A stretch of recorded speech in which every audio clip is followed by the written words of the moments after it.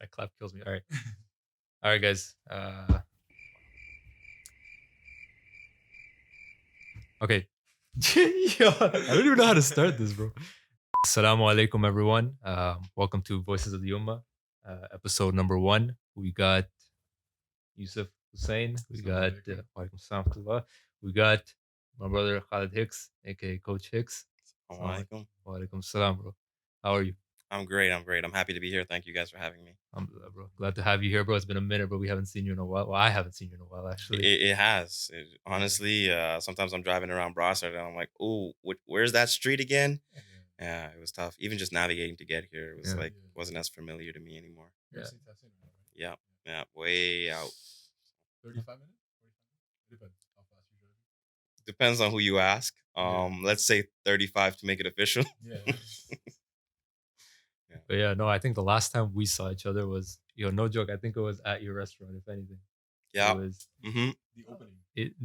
No, he's come to pick up food. Yeah, it was Oh, it was yeah, the butter on chicken. It Sunday. was the butter chicken for wings. Yeah. Oh, Bro. butter No- chicken wing. Yeah. No joke, bro. Those are fire. Bro. Mhm. They're fire. Oh yeah, for sure. If anybody hasn't had the butter chicken wings, they need to go and get some butter Facts, chicken facts, wings. 100%, Definitely. 100%. But yeah, bro. So it's I'm glad to have you here. I think and we talked about this before in our discussion. The topic for today we're talking is sports and growing up Muslim. So Mhm. growing up Muslim and then sports, and of course, bro, just having you in general. I mean, I remember you, bro. It's always a good time to have you around. Yeah. But with the sports, your involvement with sports and coaching right now, I think you're like the prime person to talk to about this. So yeah, bro, inshallah, we're really excited. And bro, just to be clear here, you're the first guest of the podcast. Obviously it's episode 1. This is great. Yeah, bro. I think we should, what we should do, bro? We should have like I mean, we did take some pictures. We should have like some sort of like thing where we just keep like a memory of like our guest speakers or something. We'll think about that later, but inshallah, bro. So before we even get to like any of the stuff that we want to talk about, I think one of the goals of this podcast is for the viewers to really um relate, relate with like us and like the speaker and everything. So I think what we're gonna start off with, we're just gonna like, I mean, we know you, alhamdulillah, we know you Yeah. from time, but the people that are watching right now maybe might not know you as much. So just tell us a bit about yourself, what you're up to these days. All right. So right now I am a strength and conditioning coach and football coach, defensive coordinator for the Stage of the Saints Saint. So what involves basically is I coach football, the X's and O's, the strategies. I sort of manage the entire defense. I call the plays for the defense on game day. Um, I'll assist the head coach in his functions, and at the same time, I manage every aspect of their physical fitness. So that means from you get injured, from the moment you get injured until the moment I send you back onto the field. It means talking to you about your sleep habits. It could mean talking to you about how you're eating. It could be making sure someone gets stronger, someone gets bigger, someone gets faster. I try and take kids that come to me at 16 and 17 years old, and I try to send them out ready to either hit the world or go to university at 21 in the best physical shape that they could possibly be. So that's where I'm at right now, in terms of what I do and how I work in the sports world, I guess. Well, bro. Yeah. I Are mean- you in school right now? No, I'm done. I finished almost exactly a year ago. Inshallah, bro. Yeah, finished almost exactly a year ago. Now I'm slowly thinking about, do I go back for more Oh man. or Oh, not? man. But I mean, no, I'm done. School was nice. Yeah. School was nice, but I feel like the way I managed school was I managed school so that it was never it was never a burden for me. I was still able to do my work in the sports world. It's just nice now that there's none of the school, so I can just fully be involved. Okay, so you were doing school and like coaching at the same time? Yeah. I actually I man. did most of my I did most of my degree part time. Honestly, I did the first year and a half full time, and then after that, I got started into the actual coaching part. I was always doing the strength and conditioning on the side, but when I got started into the actual coaching part, I was like, hey, listen, I like this, and this is keeping me motivated to stay in school. So I kept coaching and started to take 2 or 3 classes, maybe 1 or 2 in football season. Yeah, one One. often. I mean, sometimes they would start off with 2 and then I would drop 1 Yeah. just because I was like, this isn't working. That's how it is, bro. Yeah, so I kept coaching while going to school. And for me, that was amazing. Like actually in my grad photo, I put on my championship ring just to Yeah, take my that's grad it, bro. pic so That's that it. like, That's crazy. like, okay, it took me a little longer, but You had 2 rings, right, that time? I As a- didn't as a have the coach? second one yet. Yeah, But you won. we had Yeah, won yeah. it. So it's like, I got a degree and 2 rings in the Bro, that's 2 championships. Sean, I mean, that's man's flexing right Yeah. now. So but that was school and sports. It's pretty much always been my life, I guess you could say. Bro, I mean, I don't know about you, but for hearing that, bro, like I mean, I've been in school for a while as well, but just it seems like you had quite a bit on your plate, like with the Mhm. school and the coaching, bro. Like, where'd you find time, bro? Like, I didn't. I guess honestly, it's a sacrifice because the ultimate thing is that I wanted the degree. All right, I wanted that piece of paper with my name on it, but at the same time, I know that the degree doesn't really mean everything. Mm. So it's like I can have the degree, but if I don't have experience, then what's my degree worth really? Other than just I studied, I stayed up, I did these. I stayed up overnight. I did all of these exams. I memorized all this information, but at the end of the day, like all I got is this piece of paper to show Right, for it, right? right. So for me, and also coaching is something that it's not easy to get into, and it's not easy to be very good. I feel like there's a lot of imposters in coaching. People that I remember, man. It's crazy. yeah, people that just want to yell and scream, but they don't actually have the proper information. So, like that was my focus for me is that I have to finish this degree, but at the same time, I have to use this degree to get as much information as possible. So, coaching and even for me, the hardest part of that was the stages, the internships, because the way my university set up is you don't get a semester off to do your internship. Your internship is a class. Oh snap! Okay, So okay, there were semesters where, and we had an internship every year. So there were semesters where you have 4 or 5 university classes plus your internship that you have to manage. So it was crazy. I would go to one strength and conditioning job in the morning, do that, have practice in the morning with that school, then go to class, then finish class, sometimes leave class early. bro. Like leave class, an hour or 2 early to get in the car to drive from Montreal to Saint-Hyacinthe. To sometimes it would be to either do the workout and then go to class and then go to practice, or to show up for meetings and then go to practice, and then you finish that and you drive an hour home to Brossard, and somehow you got to find time to do your homework in between that. I mastered being able to do everything kind of last minute, but do it really well. Okay, Because I just used my own life experience, my own work experience was pretty much what I handed in to say, like, this is what I'm Right. doing. And then you got to go and you do your coach's review and you get 4 or 5 hours sleep and you get up and you do it again. and yo, correct me if I'm wrong though, but like, because when I was following like your stories and stuff like that on social media, you weren't doing coaching like for football all the time, were you? Like, you were a strength and condition coach for other things apart Yeah. from football. Yeah, right? exactly. So for me, one of the keys is that I want to be identified as a football coach, but I don't just want to be identified as a strength and conditioning coach for football. I want to be able to say, listen, I understand the athlete. I understand the human body in general. And one of the things that even they'll teach us in our degree is, can you, as a professional, as a kinesiologist, can you sit down and just look at any sport, and can you identify within an hour what that athlete needs to be successful in that Right. sport? So that's one of the things I tried to do. So I hit flag football, I hit a little soccer, I hit a little basketball, hit some cheerleading, hit some volleyball. I actually built an entire shoulder rehab protocol for volleyball players. And that was nice. It was through my stages as well. So yeah, cheerleading, basketball, soccer, volleyball, You've football. been everywhere. I try to do it all. Yeah. I generally I don't like the endurance sports too much just because it's very different. Yeah. But I mean, the purpose of the degree is to be able to do that, to be able to identify any movement. It could be as simple as, I don't know, your dad shoveling snow, Okay, right? It can be yeah. as simple as that, as to see, well, how can I make him a better snow shoveler? And That was the Bro, question I asked my dad. He'll tell me, go tell my son to do it, yeah, right, exactly.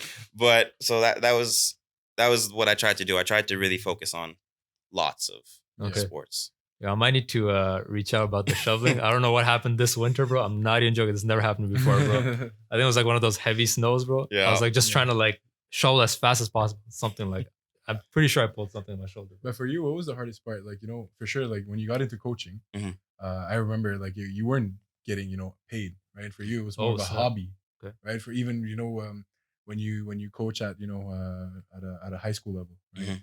What motivated you to wake up in the morning to like get into that, do the X and O's, tell them, say that I'm getting that preparation done right before practice? What motivated you, to do that? There's a couple things. The first one is that if I decided that this is something that I wanted to do, Yeah. then I needed to be able to be good at it. Mhm. And so I can't be average at it. Yeah. So, like, if I decide that I want to earn a living coaching Mhm. and I want coaching to be my life and I don't want to go and have to work for somebody else again to have them tell me when I can leave, have Yeah. them tell me when I can take vacation, if I can have a day off, that kind of stuff. So if I didn't want that, then I had to invest in the sure. coaching and I had to become very, very good. Mhm. The other thing is sometimes it's a little bit more of a personal motivator, Mhm. is that I felt sometimes when I was a player that I didn't always get a fair opportunity. For sure. So I've had coaches tell me that I didn't understand the defense well enough to play a certain position. So for me, that's a motivating factor because Yeah. then it's like, oh really?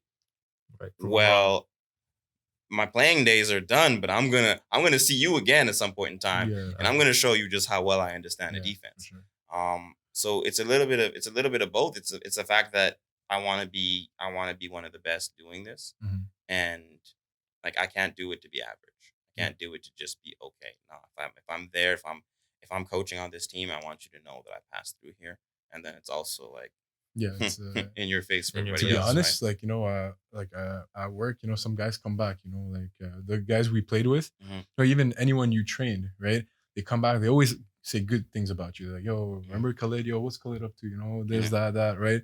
It's always like it's like what you always leave, like, good positive vibes behind. Besides, a few guys, the coaches, that you left, Alhamdulillah. yeah, like it was weird, that especially my last year in high school, like Mhm. became the coach the first time. Yeah. Our defense was crazy, right? Mhm. And I was fasting too that Ramadan. Remember, it was Yeah. Ramadan as well. Like you gave me, a few tips and tricks, that you told me that in Ramadan it's not an excuse to not work out. It's not an Oh. excuse to not push through. Some people just stop fasting because there's an exam, right? And then we know that in back in the days, they used to go to war while fasting Mhm. as well, right? And you gave me that example and be like, I don't care, you can't, you think you can't work out. You're coming here, you're doing that, that bench press, or you're doing whatever, right? So it was pretty nice, from that, because in my family, or anyone, in the community, they're like, oh, you're fasting, you should just relax, chillax, don't go work out, don't Yeah. go to the gym. You want to go to the gym, go at night. Even that's borderline Mhm. as well, right? Oh man. So really, like, you show me the science as well. You're like, yo, you didn't just tell me, yo, do this, you just showed me as well, like, the science. You show, with you, what I like also, like, you always show like a proof, right? You Mhm. show like, you're like, okay, my argument is this is why, right? Mhm. Not because I'm putting it out there, I'm your coach, listen to me, right? So you kind of relate with Mhm. your students as well, Yeah. right? I feel like it's so easy to place limitations Yeah.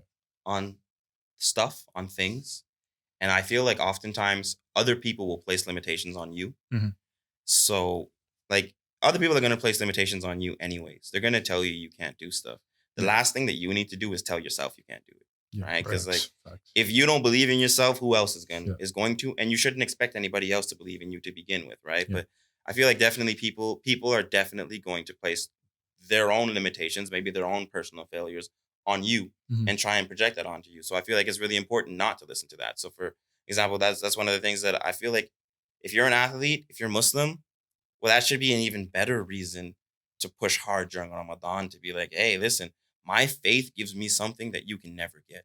My faith gives me a motivation that you can never have. So I'm not going to use my faith as an excuse to slack off. No, I'm going to use my faith to say, hey, you know what? My faith isn't a crutch. It's not stopping me. So yeah, I'm fasting and I'm still going to kick your butt. Yeah. So That's like dope. that's it Yeah. for me. And I feel like sometimes a lot of people they need that evidence. They need to be Mhm. able to say, because there's so many people that might be in your ear telling you you can't do this, you can't do this.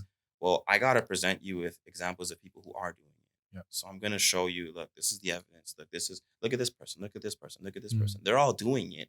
The only thing that they did was decide to not listen to anybody else and push Mhm. themselves. Right. I feel like that's like the easy way out usually, right? When they make the excuse Yeah. and stuff. So I remember like that was my excuse. My last year of college with him, he used to call me on first day of Ramadan. He's like, "Yo, you coming, right?" There's no excuse, you know. You are coming. I'm like, "Yo, my dad, you know what I'm saying? Yo, my dad's not gonna let me come." Nah, nah, nah. He's like, I don't give a damn, right? I think I called his dad. Yeah, called he his called my dad. dad, and then my dad's like, you know, he calls me, you know, yo, Khaalid, tell me you have to go, you know. Oh, yeah. I was like, oh man, okay, fine. I went there, and I found this. I feel like when you're fasting, you get this like energy. I don't know where you get this power, this that training session. I don't know, in that month, I just went off, bro. I remember my numbers, man. It Yep. was just ridiculous, bro. It's a different kind of motivator, because you think that people will give you, like, you know, the guys who are not fasting, they're like, okay, yo, if he ever messes up because he's fasting, right? But if you kill it while you're fasting, they're like, okay, yo, how did he do that? Imagine if he wasn't fasting, if he was eating, if he was drinking while Exactly. working out, right? Or whatever. Even exams, you know, some people. I remember, like, you know, 3 Ramadans ago, it was like exam sessions at the same time, right? So a lot of them, you know, weren't fasting while you know, doing their exams. But some people were like, okay, yo, how are you doing this, right? But we're still killing it, right? Some people were hitting 90s, 80s, or whatever the high marks are. Yeah. So yeah, it was crazy. I find that to be really interesting, because like one of the things that I always go back to try and give Muslims this example is like the Battle of Badr was fought during the month of Ramadan. Exactly. So what could possibly be your excuse if the Muslims were outnumbered in the Battle of Badr, right. Yeah. in Ramadan, Yeah, in Ramadan. in the desert, In the desert, in yeah. Saudi Arabia? Yeah. What's your excuse here? Right. Well, you can't possibly give me any Yeah. any excuse that anything could be physically strenuous, or even if it's not physically, mentally, like, Yeah. I can't take it. No, that's a great example. And bro, like, I think we all know this, like the one hadith where Allah subhanahu wa ta'ala says that he has prescribed proficiency in all things, excellence in all things, right? So a lot of times when people think about ihsan, they think about it like, you know, in terms of the deen. Like, yo, I'm gonna worship Allah with ihsan, I'm gonna pray with ihsan, I'm gonna fast with ihsan. But I think ihsan also applies to other things outside of the deen, outside of worshiping, right? Like, just like how you said, when you play sports, you do it with ihsan, you do it with the best of your abilities. Mhm. Like how you went to school, you coached, you handled your life, your business, and everything, and you did it to the best of your abilities. And you said it, you want to be your best, right? 100%. So I think like that's that motivation that we should have as Muslims as well, is that, you know, Allah subhanahu wa ta'ala has made everything like, it's not just Islam. It's like, it's not just worship, but everything that you do with excellence, and you do it to the best of your abilities. 100%. I feel like that for me is part of the worship. It's part of being a Muslim. Is Yeah. not just, I'm not just a Muslim when I'm doing my prayers. I'm not just a Muslim when I'm in the masjid. I'm a Muslim when I work. I'm a Muslim when I train. I'm a Muslim when I train somebody, when I coach. In all of those, I'm being a Muslim. And so for me, exactly that is that excellence in everything, right? I don't want to be the guy that, oh, well, because he's a Muslim, he doesn't really, I don't want anyone to have that perception Mm. that being Muslim means you do less, Right. Yeah. or Right. being Muslim means you give less, Right. or that means, oh, you're so absorbed in your prayers and you're reading Quran that, the dunya, you don't care too much. No, strive for excellence in both. Right. So that's for me. I have a hard time just not being the best in anything, and honestly, part of that's from my parents too. That's the confidence right there. That's Yeah, major but I mean, that's factor. from my parents. Like, my parents wouldn't accept losing, whether or not it was sports, whether or not it was in school. Like, if somebody hit you in school, well, you better come back and say you won that fight. So like, that was just the way it is. Like, you're not looking for problems, but you better not come and be second best. Right. For sure. You gotta be the best in everything that you do. For sure. And I think like, and this is gonna lead to like the other discussion point, that like, I think sports actually plays an effect in building that ihsan and building that excellence. Because especially with like, I don't know, we all relate with sports. We played sports. You guys have played at different levels. As we've been growing up playing hockey and so on and so forth. So as you said, we don't want to lose. Like, no one plays sports to lose. Like you've Awesome. never heard a single person say like, "Yo, Mm. I'm playing hockey because I want to lose." Like like they all want to play to win and to be the best. Mhm. And so I think when they have that mentality, and I'll use the Mamba mentality as a as a term, whatever, right? Like that mentality of just being the best at that sport. They work towards it. They work towards being the best. I think that translates to everything else afterwards, right? Like I feel, and I know so many people, and right now I could think of two people in my mind who, devoted their life or devoted their time and are still devoting their time to sports, to bettering themselves in it. And then that I could see them translating in their work, right? They're killing it in their work, the volunteering that they're doing, the way they treat their friends, anything. So I really think that one of the positives of sports, especially growing up and being Muslim as well, is that when you play sports and you play to the best of your abilities, that translates to your character and to your personality, to other things as well. 100%. I think there's two things that come to mind. Before I get into what we did in the community, one of the things that I thought was really interesting is that I've heard this before. If you think of baseball, right, and you think of a hitter in baseball, well, for someone to make it to the Hall of Fame in baseball, they're batting 300. If you consistently bat 300 over the course of your career, then you'll make it to the Hall of Fame in baseball. But what that means is that out of 10 at bats, you strike out 7 times. Or you're put out. You don't get on base 7 times. Right. So you fail Yeah. 7 times out of 10. You succeed 3. And if you can consistently do that for the course of a career, you're in the Hall of Fame. Hall of Fame, right. And I feel like that, just getting kids involved in sports, I feel like that, if you can get a child to understand that success for you is going to come through failure, but it's about competing, then I feel like that is something that you bring with a child through life, with a person through life, just in general, that, listen, it's not because I failed. It's not because I didn't get on base. It's not because I didn't get a hit that I'm a failure. It's going to happen. I just have to consistently try to do that, right?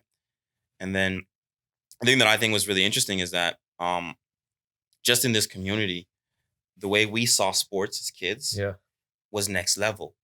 So like I didn't personally play competitive sports in high school, organized competitive sports in high school. I didn't need to because we had the halakha. Right. And when we had the halakha, we built websites. Yeah, we shots. had stats, right? We had statisticians. We had a website. We had we went and we fundraised to buy hockey nets. We sold chocolate bars to buy hockey nets. T-shirts. We had jerseys and T-shirts every year with your color and your number. Like we turned it into a competition. Bro, it was a league. Like it was our very own league. Exactly. And we had this league, and I remember we used to cycle through different sports. We used to have soccer in the summertime, and we used to go basketball. Hockey was always the major one. Of course. We did some baseball. But everything that we did it in a form of competition where it was not just enough to participate. Like there was always, a few people who show up and they're just there to have fun. That's fine. But the regular members, I want to say like the good 25 to 30 kids that showed up every week. They were competitive. We showed up and it was like, hey, listen, we're here to chill and get the halakha and learn some religion. Fine. But once that hour and a half was done, the gloves were off and we were there to win with our team. And we had and even the tournaments, there's still tournaments that go on, and all of these cups and stuff that go on, like the Salam Cup, I believe. Salam right. Cup, yeah. That is, I feel like that for me is searching for perfection, and you're driving, and you have a drive and you have a motivation, but it's competitive. It's you have to win. You're there to win. Yeah, for sure. I think those like the halakha, the hockey that we played, the sports that we played was like a key part of our lives, especially like, as you said, like, and I think for a lot of the Muslims, and I'm gonna actually this was the next thing I wanted to talk about was for a lot of Muslims, their families. I don't know, maybe it's just me, but you could agree if you agree. They avoid or they I won't say they avoid, but they shy away from putting their kids in sports, especially in our community, simply because they're like, and this goes back to again what you said. There's a lot, with school, with work and whatnot, to balance that with sports. It can be difficult, and so sometimes parents to avoid troubling the child from like diverging from like things like school and stuff like that. They'll be like, you know what, like let's not put them in organized sports, Mhm. so they could concentrate on these things. What 100%. were you gonna say about that?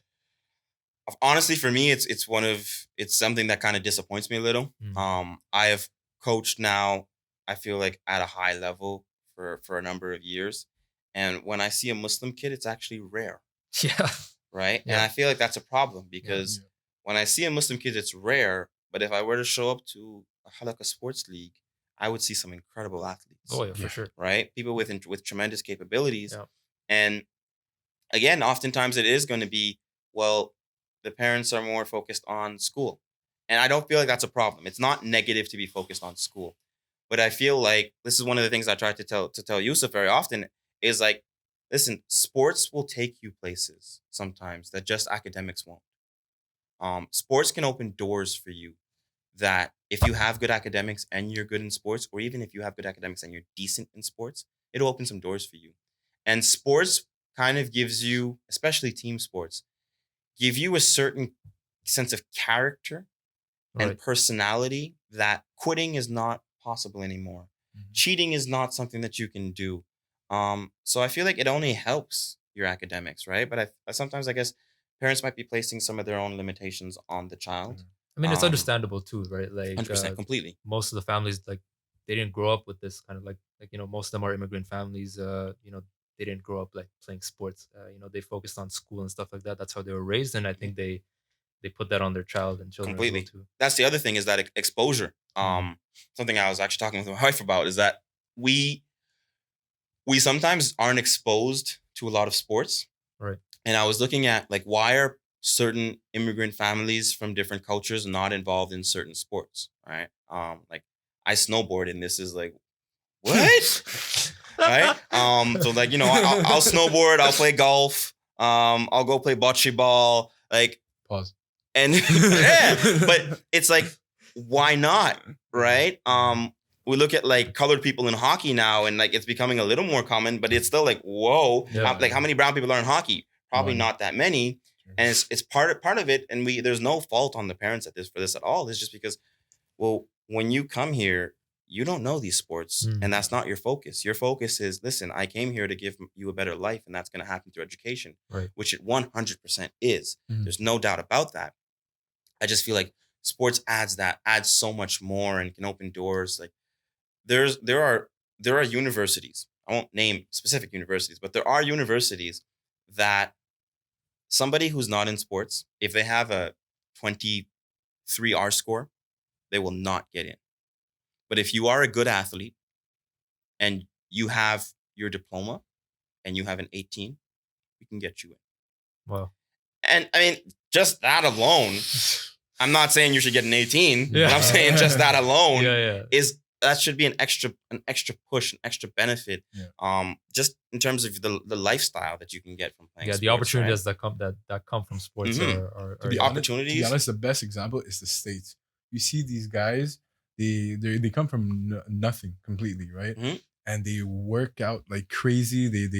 They go off like it's like their thing. They need that scholarship because in the States it's expensive to go to university, right? 100%. So for us, it's like we're paying what to go to college, what $200 Yeah, maybe about like one, maybe 300 yeah, a year. max, Yeah. right? Mhm. And for us, like it's like okay, we're in, we're out, we'll look in and all. But when they go to university, it's a thing. Like they get loans, they're in debt and all that. And you see these athletes, they got like like 3 scholarships in a row. Like they're triathletes. They got a football, they run track, they do this, they do Mhm. that, right? So I feel like I'm not calling out Canadians, but like I feel in Canada it's a bit too easy for us as well. Like you see these crazy athletes again in the States. They bounce from Canada to go to States, right? It's more competitive, right? Sure. So if you hand something too easy to people, they're like, okay, yo, I don't want to go. Yeah. Right. In States, like, yo, if you want to come here, you need to pay this much, that much, that much. That's why you crazy lawyers, like education, all that. It's crazy there compared to us. For I sure. feel like something that's also really important in that it's a hidden benefit that we might not necessarily see. And if just this alone pushes more parents, more Muslim parents to get Mhm. their kids involved in sports, this will help. Is that you learn so much about time management when you have something other to do than just study and hang out with your friends. Oh no, for sure. Because when you know that you have to get your workout in, you have to get your lift in, you have to go to class, you have to study for your class because you have to get good grades because otherwise you get kicked off of the team, or worse yet, your parents have higher standards than the coach does, so you got to get really good grades, you got to be on the honor roll, then you have to go to practice. Yeah. And then you have to somehow find time to recuperate, hang out with your friends, and do your homework. I feel like when you can manage that, we've just built an incredible human being, because that means that there's no real obstacles for you in life. Anything that happens, you're like, hey, what I've done is the hardest, right? Mm-hmm. When I played football for Champlain, that was difficult. Now, I wasn't the best student 100%. If I can go back now, I'm going to ball out in terms of studies, but that was not easy. It was hard to say, hey, you're always tired. You're feeling tired, but you got to push through. You have to learn when to manage sleep. You have to know that, hey, that free time that you have on Friday night, maybe you're not going to hang out with your friends on Friday night. You're going to take that time and you're going to get your homework done, because you know that, hey, on Saturday, we got a game in Quebec City. And so we're going to be traveling for 6 hours and we're going to play the game, which is going to take 4 hours. So my whole Saturday is done. Right. So just with that alone, you learn to manage your time. You learn to balance things. You learn, and then you know that Sunday I got to work, right? Because otherwise, how are you going to pay for everything? So like just that alone, the whole aspects of sports in terms of time management, in terms of becoming a well-rounded individual, I feel it's so important. I Sure. think so that's perfect, because I think we've discussed like how sports can positively impact us like in our life and our Mhm. character. But I really want to touch base on like you mentioned the word balance. Okay. Mhm. One thing we want to talk about now is that, with all this stuff, like with school, with sports, doing the best at it, making sure you do your like, time management and everything. How do we balance Islam in all of this? Mm. That's excellent. Um, I feel like Islam is part of your daily, Right. right? So it becomes part of your daily, and it just becomes something that you have to add in, like just like you're adding your sleep, you're adding your Islam, you're balancing it in. I saw a really nice post actually just a few days ago with one of the Abdullah brothers. These are our two Yeah. Muslim brothers that made it to the NFL. Yeah. So, yeah. And so he spoke about his daily schedule in Ramadan. Mhm. And it was very interesting that just in his daily schedule, he mentioned, after practice, I'm going to go home and I'm going to pray Asr because I missed Asr during practice. Right. And then I'm going to get up and I'm going to pray Fajr. And while I'm getting up to pray Fajr, I'm going to hydrate with this amount. This is just during Ramadan. So it's kind of like it's tied in. Mm. Right. And I feel like that same balance with religion can also be with Islam, just with sports, can also be tied into your work life. Mhm. So you're at work, and it's happened before that you're at work or even just your school life, and you feel like it's coming up on time for a break. You've been sitting down, you've been working, you've been studying for a little while. Well, it just so happens that your break might coincide with the Right. right. So then you get up and you're gonna exit that environment. You're gonna get your mental break, and then you're gonna come back and you're gonna do some more work, and then it's gonna be awesome. So I feel like that kind of just I've never had to think about it in the Right. sense that it's just kind of always It's like a routine. blended. Yeah, it's been a routine, but routine. also like for me, a big part for 5 years of my life, sports was the halaqah. Yeah. Right. So it was kind of already just It was intertwined. instilled. exactly. Yeah. It was Yeah. instilled. It's Yeah. just, Yeah. it's not because you play a sport that you can't practice your Islam. And even Ramadan, oh, Ramadan was the best for me as an athlete, especially this is more in college and after Sejab. But Ramadan happened to coincide with football camp Oh man. Yeah, and with it's football tough. practices, Camp. right? Okay. It's Yeah. tough. Yeah, football It's practices. And so tough.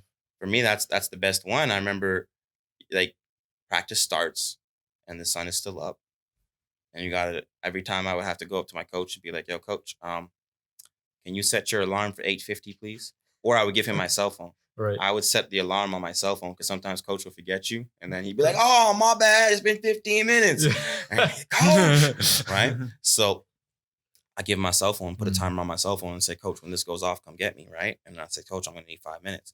So it's that, it's simple like that. So you take your little 5 minutes, you bring your little bag, and Yusuf knows I used to bring stuff for the players that were Muslim too during practice. Yeah. Because once I started doing it, I was like, hey, I live this, right? So Yeah. you have to be able to find that balance exactly, right? So, you pause your practice because, this is important. Right. You got to get that food. And then you're breaking your fast with a banana and a couple dates, and maybe bounce. some coconut water, and then you're back in practice. Yeah. And then when practice is done, well, hey, I'm zipping over to the masjid because I got tarawih, right? So I got to zip over to the Yeah. masjid, pray maghrib. And oftentimes I'd be fortunate enough, I've come in, I pray maghrib, Isha starts, I can pray Isha, Yeah. and then I get in with tarawih. And so it's like, it just got to be, you can't put your religion to the side, Absolutely. right? But you can't put sports above it. Yeah. You just it's gotta coexist. Yeah. And I feel it's really easy. Yeah, a lot of people ask me like, how do you have like, for them to it's a struggle to pray, right? So with me, I said that it's part of my daily routine that if I know that Asr is coming, it's already in the back of my head. I look at the time. When I look at the time, I don't look at the time to say, oh, it's only 4:00. Oh, it's almost Asr, right? I tell them like, you gotta be, when you know that Asr is past, it's like 30 minutes that Asr started, right? Maghrib is coming up, especially in the winter, right? In the winter, you're like, boom, boom, boom, back to back, to back, right? Tight. You gotta realize that it's fine if you're not comfy with the feeling that you didn't pray yet. That thing that you're not feeling, it's normal, and you're getting so much reward just for you. You're thinking about it, you're like, oh man, I need to pray Asr. What am I doing, right? But you got to finish this at the same time. If you leave this, you get into trouble. Nah. And again, some people say that, oh, I'll pray later. When you say that, bro, that's the worst thing to do. Even in sports, I remember that Ramadan, my last year, I was like, yo, I'm gonna pray Asr later. Maghrib passed by. Maghrib is there. And I remember that I think I was still working out or something. I was like, I'm gonna pray Maghrib when I get home, right? I pushed it. And Isha came along. I'm praying Asr, Maghrib, Isha. When you're praying all these things together, again, Asr is 4 rakat, right? Then you get up, you're like, okay, it's Maghrib. You finish Maghrib, halfway through Maghrib in your head, you're like, bro. For me, after working out, it's tiring. Oh, it's heavy. Yeah. Up and down. Yeah.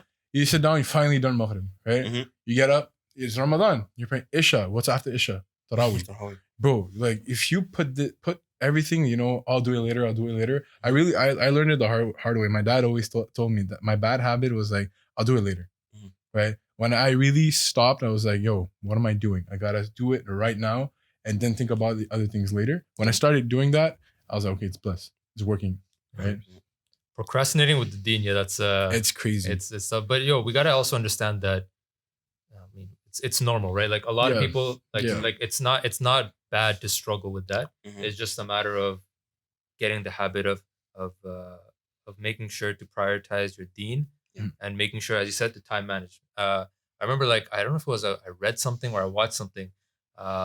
Someone said that a lot of times when we plan stuff with our friends, let's say we're going out or something, like a long trip, for example, we rarely plan our day over around the salah, right? We plan our day about like where we're gonna eat and what we're gonna do, but rarely do we plan. Oh, like we have salah like at this time. What are we gonna do at this time? Are we gonna figure out a place to pray? Are we gonna pray on the side? What's up? Yeah.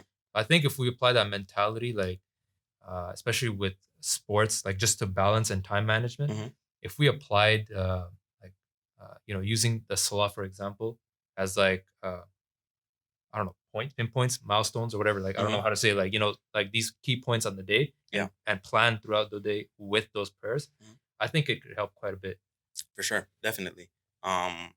Personally, for what I used to do when I was playing was, in order to fit in my workouts with Ramadan and with the prayers, is that I would pray. This is not when it didn't fall during football season, Right. exactly right. Is that I would finish Tarawih and then go to the gym. Okay. Right. Right. And then you're going to the gym, and then, well, hey, you're already up. You got that pump. Well, okay, Fajr's here, right? So now you're eating sahur, you're getting your Fajr, and then you're going to sleep, right? So that was just one of the ways that I tried to work it around to kind of fix it in, to balance it, to look at these pillars and try and work things within it. One of the things that I like to do with a lot of things is I try and get wins throughout the day. Yeah. So that competitive nature is that you're trying to win all the time. So I try to win throughout the day. Yeah. Right. So it's like, okay, well, you can get a win if you make this prayer now because you got this time to make it right now. So let's get this win right now rather than, don't push the win because then you might not get that win. Right. But you want to try and get that win. So I look at it. It's stuff as simple as, you gotta do some sort of physical activity for the day. Right. Well, it's like when I wake up, if I know that I'm trying to get a win today, well, that win is on my mind and I'm trying to get that win in as soon as possible. And then I feel good for the rest of the day, or I feel good until the next time period where I got to get a win. Right. And so I'm chasing wins in a certain sense, right? It's almost like a domino effect too, right? Like Mhm. when one falls, then okay, you can move on to the Yeah. next. And then when, like Yusuf said, when you don't get that win, right? just stays. You're not It comfy. sticks with you. Yeah. You're uncomfortable. You're like, I didn't get my win today, Yeah. or I didn't get my win, at this time. So I feel like it's, again, it comes back from sports though, because like winning, if you think of That's winning, it. Yeah. it comes from sports. But I feel like sports gives you so much in the way of life Right. Yeah. if you choose to apply it right. I feel like sports gave me like certain standard that I need to. I'm pretty sure you remember, like me. I used when my first year when I came to Saint Hyacinthe, I was really like the minority, Mhm. right? And then these guys weren't expecting that much from me, right? And I had to go prove it to them. Mhm. Then the second year came around, right? So I had to prove it to them as a leader, right? And then with me, like I always held that standard with me. Like if I'm not the best and someone's above me, it's always like I'm like, okay, no way, this guy's better than me, right? He might be better than you at one point, right? That's your personal job to go get him and be better than him, right? It's normal that somebody's gonna be better than you. You just gotta find him, right? And you just gotta be better than him, right? To see what he's doing, right? Maybe copy him and see that, oh, he might be slacking here. Let me do this better. 100%. Right?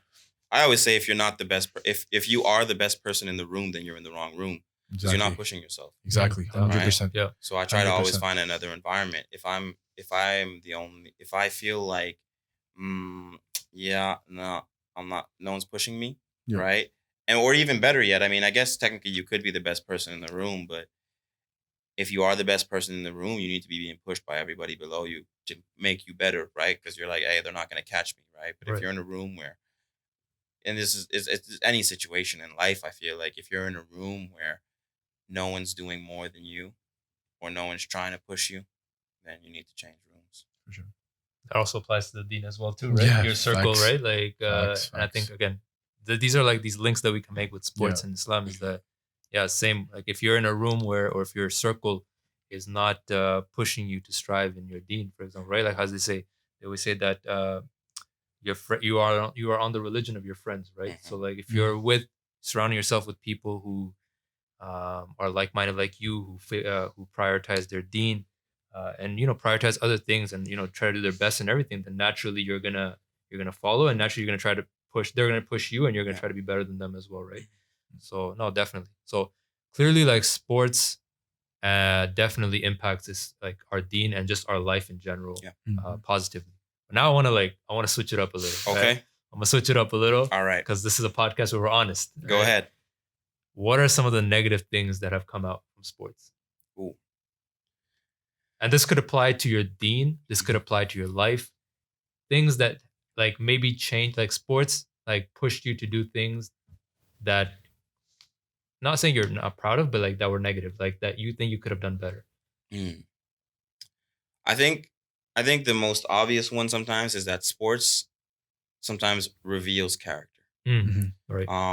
But I feel like I'm gonna answer this kind of like a job interview where you're gonna turn the negative into a positive. Yeah. But I feel like like one of the things that will happen often is you're gonna be playing sports and because your emotions are high, because you're trying to compete and you're competing against other people, then you'll get angry. And anger is something that will come out like easily in sports. Bro. It'll come out more easily than sports than anything else, I feel like. And so that is one of the negatives if you don't know how to handle that, right? Right. But again, I feel like that negative is a positive. If you keep your child in sports, if you keep doing sports long enough, I feel like eventually you learn to make better decisions. You learn how to handle that anger, how to handle when someone, I don't know, cross-checks you in hockey or when someone trips you in soccer and they kick your shin. Like you learn how to channel that anger towards the sport in the legal manner. But I definitely feel like that's definitely one of the big negatives is that if you don't go through the exercise of learning how to manage anger, if you don't learn to go through the exercise of learning how to handle aggression in general, then that can definitely reveal negative character and it can develop and build on that negatively. I can speak of somebody in particular who's gotten a few stupid penalties and had to pay for it. I'm not looking on. Okay, look. The best thing I can say about, again, the negative part is I grew up again in a household that bad words wasn't like a thing, Mhm. right? And my first time I ever cussed was on a football field. I remember, Right. right? Or no, not even, bro. I was playing sports. I used to play soccer, right? I was on a soccer field, Mhm. right? When I cussed once, I told my mom, slap me in the hand, don't say it again, right? When I got into football, I was a bit older. It's like 4, maybe I was like 15, Mhm. and I remember it was first time playing. I cussed, right? And then people around me were cussing as well. It was a custom, Mhm. right? And then the second year, I got into more cussing, right? And I got to slowly learn to. I'm like, what am I doing? Right? It's part of my vocabulary now. Mhm. It's horrible. Am I supposed to speak like this with my parents? Once I think I almost slipped the F word in front of my dad. He looked at me. I'm like, my heart dropped, bro. Yo, Right? you messed up. Yeah. And then he's like, and he said something to me. If you, he's like, you might say it, right? And again, you're at an age that I don't get the bad deeds Mhm. because you're your own You're man now, responsible for right? You're them, yeah. responsible, right? But if it's part of your vocabulary, would you ever speak to this with your mother? Fine, if you speak to me, I don't care. I'm your father, Mhm. right? With your mother, with your sisters, with your grandmother, right? Just think about it, Mhm. right? And in like, if you pass away today, Mhm. right? People will remember you how you speak, Mhm. right? You want people to remember you as the guy who would swear every 2 lines, Mm. right? Or speak like the prophet, Mhm. right? Yeah. Exactly. So I slowly learned, even through college was a bit. He told me that in high school. Mhm. Again, you were with me in college. It was a bit more rough for me there, and when I started to actually get into Dean, and I just really check my vocabulary for sure. Yeah. No, I mean, I think we've pretty much covered that part. I think the most, not negative, but like the downfall, I guess, of sports can be the anger aspect of it. Mhm. And like a similar story like yours, man. Like I grew up, swearing was not an option. Like you Mhm. cannot swear. Like I think, but I wouldn't even say like shut up. Like like that's like Yeah. that was bad. Like when elementary school and stuff like that. And then I think in high school, when we used to play halakha hockey, there was like a rule, right? You could not swear, and if you swore, there'd be 2-minute a penalty penalty. shot Yeah. or like a penalty. Yeah. But then I think what ended up happening was when we started playing in the NBHL league, like the hockey league, right? Mhm. It was amongst like other people. Naturally, we're competitive guys. Things got chippy. And I remember this one specific event, and I know those who are probably watching and who are on the team, they probably know what I'm talking about. That was like things got like rough. Like we got into a fight with like the other team, and that was when I first like swore. Mhm. Okay, and uh, at that point, had I like I could have stopped there, and I'll be honest, I'm gonna admit it. At that point, I didn't, and I kept going with it, right? Like similarly, like I kept going. We played the sports, we played in that league. Every team we played against, if I got mad, boom, pull out a sort of bleep, um, and then it only came to a point where like I started realizing when like my friends started like, and again this goes back to being around people that will push you to be better. They started pointing out that you know what you chill out with the Mhm. with the words, right? And all that being said, all I'm trying to say is that it's important for us to really catch ourselves in those moments so that it doesn't become a habit. Because when it becomes a habit in that realm, for Mhm. example, sports, it could lead to stuff outside of it too, right? Like I noticed like when I was in school, for example, if I wasn't around like the guys that I grew up that would like keep me on check, Mhm. if I was with like random people, sometimes I would like, swear without Shit, yeah. without thinking, so it's really important that we catch ourselves when we're doing something wrong. And it's normal. Like again, it's completely normal that in sports we get upset, and once in a while it might slip. It gets to the best of us. Like some of Mhm. the most like calmest people sometimes just like Mhm. blurt it out. Yeah. But it's really important to catch ourselves in those moments and just prevent ourselves from continuing it to making it a habit. 100%. And yeah, so like one of the what was it that I was gonna say? Um and I forgot what I was gonna say. On the podcast, I'm forgetting what I'm That's gonna all right. say. Yeah. Yo, listen, Yeah, I have another negative, yeah, which is I feel like this one can be easily solved, but maybe not so much. Is that because there are so few Muslims in sports, right. and the higher you go, there's a lot less of them. And then sometimes you get people who are of varying levels of iman, I can say. Um, because of that, sometimes one of the biggest negatives and the biggest struggle is that you are the minority. So when you play higher levels of sports, because the time commitment is so high, you don't have a lot of time to spend with friends who are not in that sport. Right. Right. So you might see those friends who are not in the sport. You might see them once a week. You might see them once a month because that's when you can fit it in. Right. But otherwise, everybody else who has your same reality and your same schedule are people who are on your team, Right. are the athletes that you play with. And a lot of times the athletes that you play with are not going to have Muslim values. They're not going to be brought up for the no cussing. They're not going to be brought up for the we're not hanging around with girls. They're not going to be brought up for the no loud music, the no partying. That's going to be their reality. Right. And so in a sense, because right now there are so few Muslims at the higher level, it's very easy to get sucked into that. And that's when it becomes very hard to balance. It becomes very hard to balance because it's like, well, you're on a team sport. And because of the fact that you're on a team sport, you're a part of the team. So there's a higher level of peer pressure because your sport is your life. Right. At that point, right? Your sport is what takes up most of your time and everything around your sport. So when it comes to study hall, you're studying not with your Muslim friends. You're studying with the people who are on your team. Right. Those become your boys. That becomes your squad.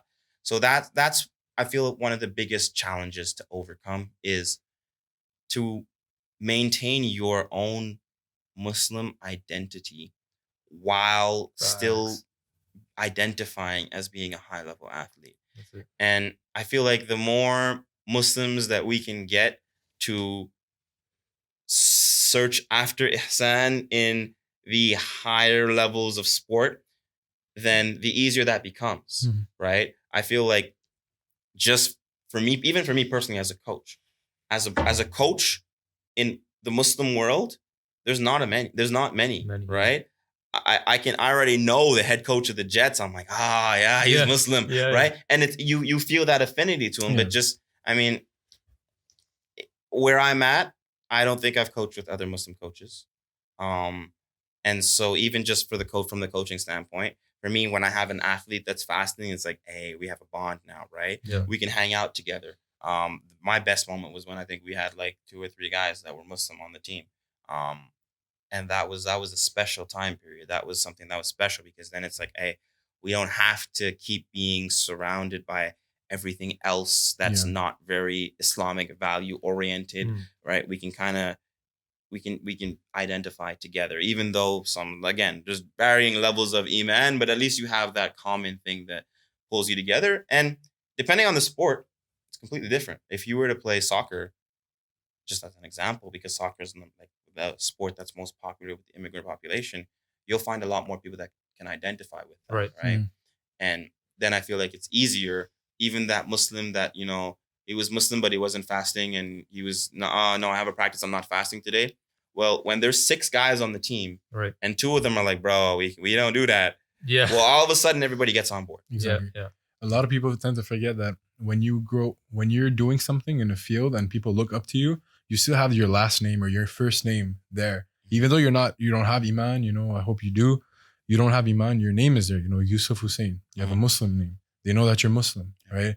They're like, oh, if he did it, I can do it. But they look at your Iman and they're like, okay, this guy lost his Iman while getting there. It might be like a motivation factor for them just to work on their dunya, but not their deen, right? So if you do that, you have to not people tend to forget that people look up to you, right?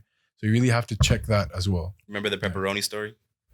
Yeah. Whoa, what's going on here? Okay. It comes to mind when he says that, right? So we had a team event, right? And again, there's a few Muslims on the team, so we have a team event. So before you say that, this is in Saint-Hyacinthe, right? They don't know what Muslims are. They don't know, and we're new to the team. Okay. So shoot. Okay. So, but like we know that there's maybe 3 or 4 Muslims, right? Okay. So we know there's 3 or 4 Muslims in the entire organization, and everybody knows that, but they don't really know too much about the Muslims. And so the coach orders pepperoni pizza. He orders pizza for everybody, and he's supposed to order 1 cheese for the Muslim guys. Okay.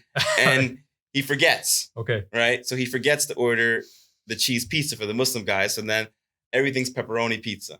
Okay. That's a lot of protein right there, man. Right. And so like Yusuf and I are sitting down together, and it's like a 45-minute eating period where like the whole team's in the room, everybody's trying to chilling, and we're not eating any pizza. We're like, nah, we can't do it, right? Oh my God. And so the coach looks at us and he goes, yeah, why don't you just do like this dude? He just took the pepperoni off the pizza and he's eating it. Yeah. Why don't you guys just do it like that? And I looked at Khalid, I was like, nah, bro. And we're just looking at each other like, nah. We don't want to call him out. Yeah. Because, I mean, hey, he's doing, right? We don't want to call him out, but we're just like, nah, we can't do that. Yeah. Nah, we can't. Yeah. So, like, it's just that kind of thing where it's like people see you as a Muslim and they see you doing something. And so you have to remember that even with your name, you're giving the example as to what the standard can be or should be, or maybe it shouldn't be. But that was, for us, that was one of the memorable moments. Two jokes. The pepperoni pizza story where the coach was like, but yo, he's Muslim. Why don't you just, he's eating it. Yeah. And then the other 4 of us are like, nah. Yeah. Bro, subhanAllah, bro. Like, you guys actually, like the point that I was like lost on, you guys literally brought that up. That's exactly what I want to talk about, is that, and this is what this podcast is really all about. We want to promote that normalizing being Muslim. Like, we want to normalize being Muslim, you know?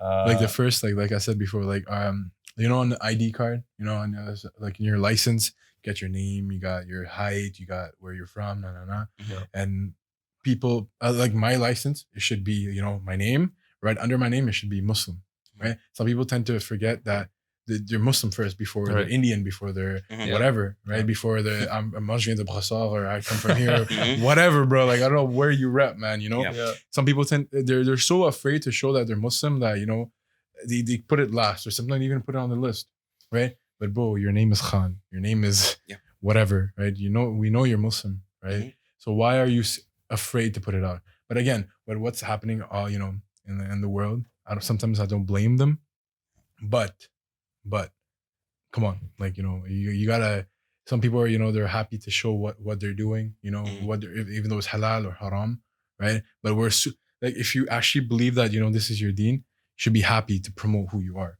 100%. Right? 100%. One of the things I try and do is I try and make it so that I don't have to say that I'm Muslim to anybody, but I want everybody that interacts with me in my world of sport, in my profession, I want them to interact with me and go, there's something different about this guy, right? There's something different about you, and then like they'll figure it out for sure. They'll figure it out. It's not like I'm hiding it, but at the same time, I feel like if I have to tell you that I'm Muslim, I'm not doing something right. You're not doing it right, right? You should be able to go, like I dropped $20 and you ran after me to give it to me, kind of thing. Like, or what's up with that? Yeah, like what's up with that? That's no one does that. Or, you know, you showed up an hour late and you put that on your timesheet that you showed up an hour late. No one was there to check up on you, but you didn't. You're like, why are you being so honest? I want people to know that something's not right. Right. Something is right, but something's just too right. More like that. Right. So that's the way I feel it 100%. Like being Muslim is your identity, but being Muslim should be every action you do. I think the best form of dawah is usually your actions. Through your actions, right? Like, yeah, it's nice to like hear about it, you know, worship Allah and stuff like that, talking about Islam. Most of the time it goes through 1 year, goes out the other, right? Bro, I honestly remember when I was in Saint Etienne, when I used to come back to Brassard, you know, Ramadan came around, or every time I went to the mosque, you know, take a story that I went to the mosque or whatever. They would DM me though, yo, c'est quoi ça? Like, t'es au l'église, you know, you're at church. I was like, nah, man, this is a mosque, you know. Even saying that I'm at the mosque and they didn't understand the fact, I still put it out there, right? I wasn't afraid to tell them, like, ouais, je peux pas manger de bacon. I can't eat bacon, right? Ask him, bro. Like, it was like a thing that, yo, tu manges pas de bacon, bro? You don't eat bacon? You're crazy, man. What is wrong with you? It's the best meat in the world. I'm like, have you tried chicken? Like, you know, chicken's better, right?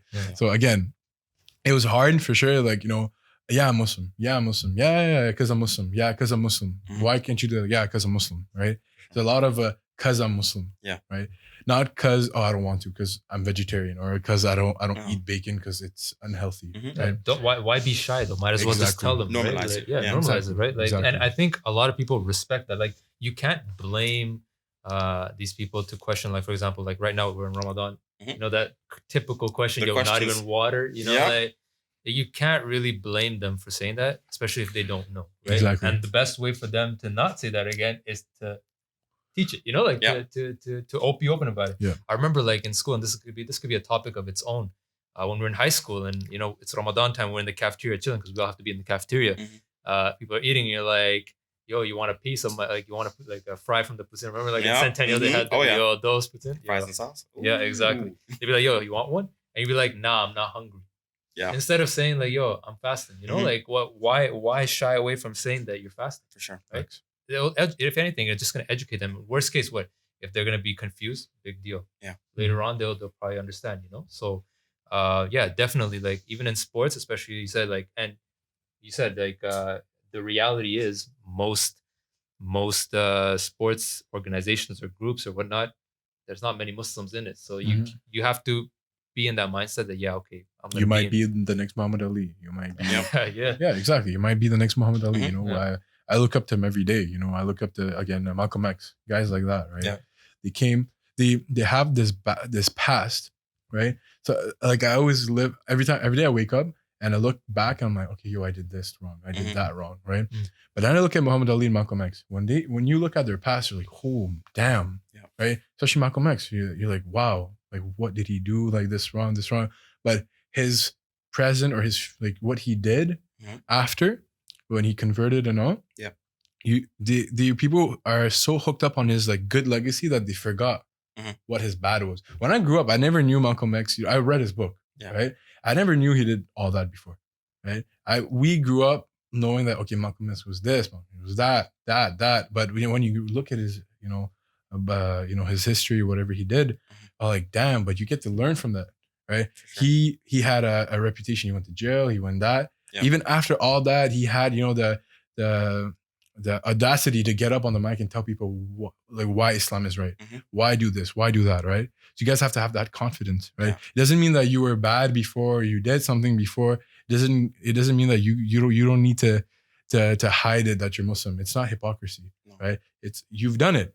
It's fine. It's in the past, right? What are you doing now, Mhm. right? It's the present. I feel like that confidence is where Muslim student associations come and they play a huge role. Facts, yeah. A major huge facts. role. So like we had the Muslim Student Association in Centennial, but that not to critique it, like it was the start, Yeah. right? It was the start. But when I hit Champlain, and then you saw the Muslim Students Association, that's when you were like, oh, okay, it's cool to be Muslim, Right. right? You can be Muslim and cool. And then the events that the Muslim Students Association was running, and then like for me, in my last year at Champlain, I was actually my last 2 years, I was involved in the Muslim Student Association and the Champlain Students Association. Oh, okay, nice. And that's when you start to go like, hey, well, being Muslim is not necessarily something to hide. It's something to embrace, something to own, and to be able to show like, hey, you have a hard time balancing chilling with your friends and school and the student association. I'm chilling with my friends, trying to balance the religion, trying to balance the sport, and trying to balance being in the student association. And so it's like, I feel like just building that confidence, and I encourage everybody to get involved in the Muslim Students Association simply for if it's only for that reason. Right. The building the confidence that being Muslim is cool, being Muslim is okay, and it adds something. It adds an additional level that everybody gets the same 24 hours in the day, right? Right. So you can use it differently to be able to accomplish more, and Mhm. Islam is no reason to do less. Right. Yeah. And I think, Facts. yeah, because like Yusuf touched on it, like, okay, there's a lot of things like narratives of like, why people are afraid to do it. But Mhm.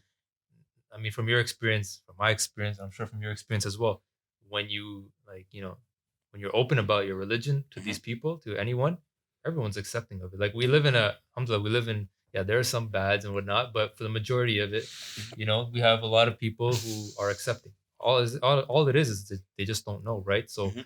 when they see it, they're just accepting of it. So there's nothing to shy away Correct. from. It's just own it, and everyone's gonna respect. And actually, as we said, if we actually act upon it the right way, right? If we do, like as I said, going back to sports and ihsan and everything, if we do these things, these are good qualities. Naturally, people are attracted to good qualities. They're gonna respect that. So if you're if you are Muslim and you own being a Muslim and you act and you use the values that and the adab that Islam teaches us in your daily life, in school and in sports and whatever, um, naturally people are just gonna respect you for it. For sure. Being Muslim for me is only a disadvantage if you make it a disadvantage. Exactly. Major facts. Well said. Major If you facts. don't make it a disadvantage, if you use being Muslim to your advantage, and alhamdulillah, it's an advantage. And it's actually a better advantage than anything else. But if you make it a disadvantage, if all of a sudden you start placing limitations on yourself because you're Muslim, I feel like that's when it becomes a disadvantage. But no one else did that. You did that to yourself. Right. Like, to be honest, like when I was growing up, I was so blessed to be, part of the halakha. I was a bit younger, but luckily I had my cousin, for the plug. I used to come in, and you guys really set, an example, right, for me and other guys as well, like for the halakha and all, right. So, and to be honest, I like, that's what we're trying to do. Right. That's what we're trying to do. Because every time you come here, there's another halakha happening, this halakha happening, that halakha happening. And it's gone next few weeks, next few months and all that. Mashallah, Allah has blessed us, with the motivation, and we're doing it, right, every Friday night. But, it's just a start. It's just a start. It's not, we're going to get busy one day, right? We have other projects, we have work, we have school, we have, whatever, as older as we get. But we want to show that, if we can do it, anyone can do it. Right? They can come in and be like, okay, I'm 13, 14, 15-year-old. I want to be part of this. And when I grow up, I want to organize it as well. Right. No, guys, his mashallah, his basketball. I don't know if you heard seen it, his basketball tourney that he's done. Buckets for Burma. Buckets for Burma. Yeah. Right. He's done that. Right. Yeah. He was a regular kid, going to halakha when he was a kid. Yeah, regular Joe Blow, he was the one, sitting in the corner, I'm pretty sure, the shy kid, shy kid turned into, you expose me like that. No, I said maybe. I didn't say you are, you were the kid, and then look, he's organizing, fundraisers, right? So again, it can be anyone. It doesn't mean that, a 13-year-old right now, he's struggling with the deen right now. And the second he gets into college, he's full on his deen, right? And he can be the one organizing all that. It doesn't mean that, you're struggling right now, that you won't be helping people in the future, right? So again, trying to put that out there. For sure.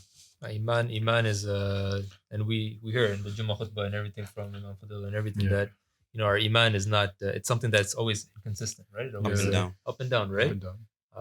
But it's just a matter of working towards it. When you notice something, you're doing something wrong, then, you try to change it, you try to better yourself. Iman is like playing baseball, I guess. It's like my example, right? It's like you're going up to bat 10 times and you might not get on base 7 and you might only get on 3, but it's about when you're in that low period, it's about trying to keep getting up to that high period to get, right? It's about trying to get that hit. It's about trying to get those wins and understanding that sometimes you might not always get those wins, but you're still chasing after them. So I feel like that's the way I see it. Again, it comes back to sports because that's just the way my brain works. But it's like that's why this is the first episode. Bro. Hey, the ups and downs of Iman is being a batter in baseball. Yeah. Or it's being a goalie in any sport. You're not gonna save them all, right? But I mean, if you have I don't know, is it 97 save percentage? You're pretty good. That's actually really good, bro. You see what I'm saying? 96, 95. Right? Bro, says the guy. This guy used to play goalie in our halakha. Really? You know what I'm saying? So like, I mean, then that's supposed to be good, right? But it's not 100. Yeah. No, for sure. Right? There's going to be games where you're going to get pulled as a goalie. Yeah. For sure. It's normal. Right. Even Carey Price, back in the day, 2014, his MVP year, I'm pretty sure he got pulled. Yo, watch what you say right now, because there might be some fans, that might not take it. To be honest, bro, I've been watching hockey forever. And this year, bro, Carey Price. Everybody, even a soccer player, the top soccer players in the world aren't scoring every game, right? Exactly. No, for sure. Absolutely. Exactly. Yeah, man. Okay, so I think we kind of like diverged a little bit like away from the sport, but I know actually we didn't, because it all links to sports at the end of the day, right? But just wanted to, I think we could maybe wrap it up with any advice, because of course I know we had a lot of advice here and there. Maybe we could wrap it up. What type of advice would you give to the youth growing up with sports? I know it's a handful of a question, but anything that comes to mind, what would you? I would tell anybody to find Find a sport. Doesn't matter what it is. Tennis, golf, soccer, basketball. Find something. Find something that it could be running, to be honest. It could be running. True. But find something that's going to push you to be better and have some sort of external accountability where you have a coach or you have a team that you have to answer for. And try and perfect your character through that. Try and fix your motivation. If you're someone that procrastinates, someone that gives up easily, someone that quits too easily, use that sport to fix yourself and pursue that sport.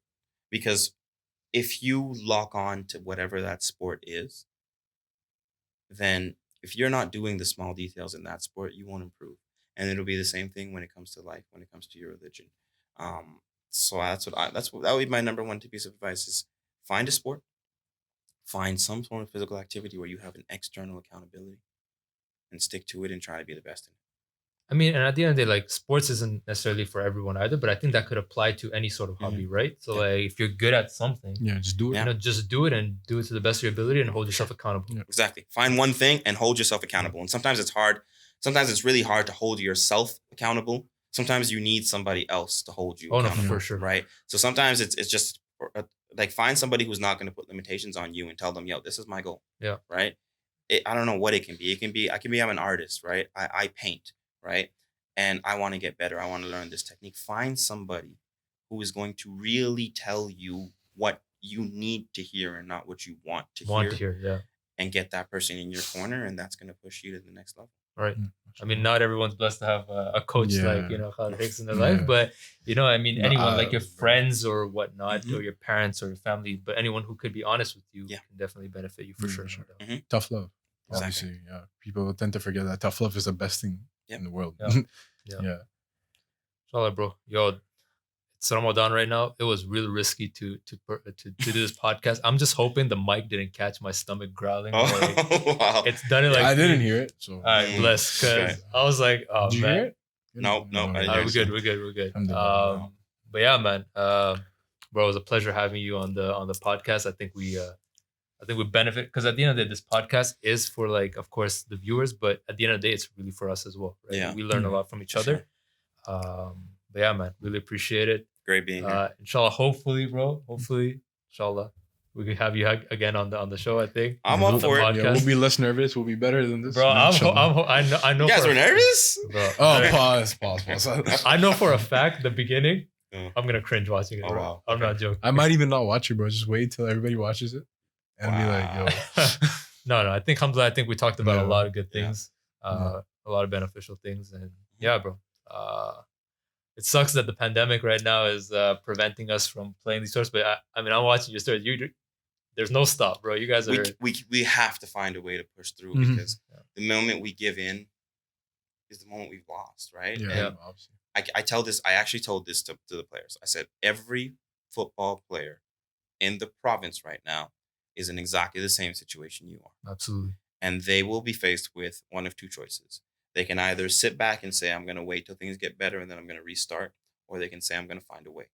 Right. And when we get back on the field, whenever that will be, we're going to know who was working in the background and who wasn't. Right. Who took advantage of this time. Exactly. We're going to know who tried to find a way and who said, hey, I'm going to wait till things clear up, because we don't know how much warning we're going to get. They might be like, hey, next week.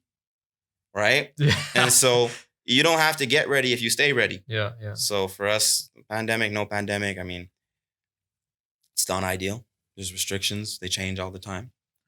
I guess people are doing the best they can, but there's situations we can control, right, and the situations we can't control. Right. And one of the things that we can control is what we do with what we can do.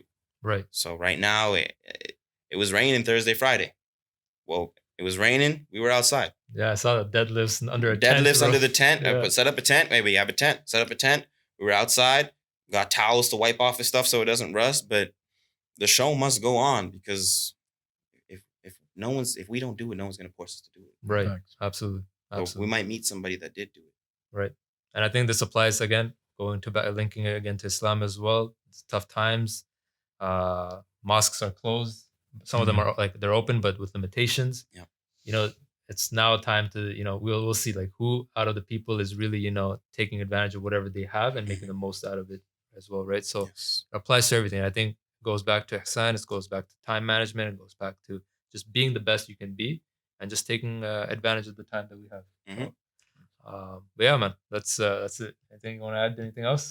Good. I don't even know how long this podcast is right now. We'll find out later. It's above an hour for sure. Yeah, Okay. I don't know. I have, No, yeah, yes, no. yes, it is. I mean, this is perfect. Bro. Yeah. But anyways, bro, appreciate you being on the podcast. Inshallah, Uh-huh. hopefully we'll have you again. And yeah, as always, tune in for the next podcast.